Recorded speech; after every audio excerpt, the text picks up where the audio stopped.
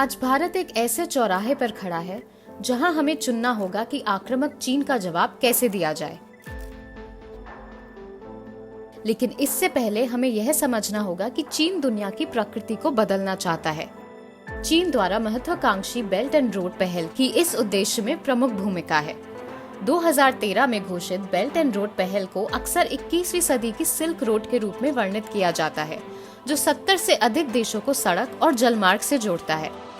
इसका न केवल अफ्रीका, एशिया और यूरोप में क्षेत्रीय एकीकरण, व्यापार और अर्थव्यवस्था पर सीधा महत्व है, बल्कि यह इससे जुड़े देशों और उनके बाजारों में चीन की पहुंच को मजबूत बनाता है।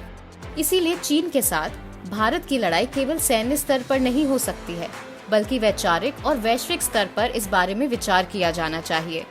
पहले से कहीं अधिक आज भारत को एक वैश्विक दृष्टि की जरूरत है, एक ऐसा विचार जो भारत के नेतृत्व में दुनिया को बदल सकता है। भारत को आज हमारे अतीत से प्रेरणा लेने की जरूरत है, जहां हमारे विचारों ने कई देशों और व्यक्तियों को अपनी आजादी हेतु लड़ने के लिए प्रेरित किया।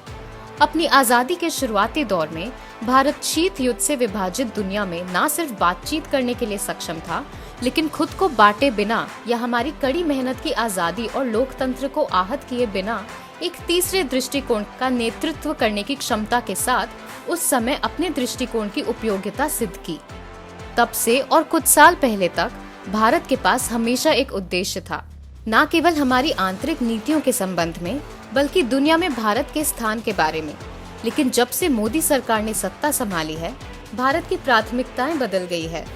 एक के बाद एक घरेलू संकटों के साथ हमारे देश में विभाजन और आंतरिक कलह का बोलबाला है, जिसे कई बार सत्ताधारी पार्टी अपने स्वार्थों के लिए प्रोत्साहित करती है। भारत को आज एक ऐसे नेता की आवश्यकता है जिसके पास वैश्विक मंच पर भारत को उसके सही स्थान पर ले जाने की इच्छा और उद्देश्य हो।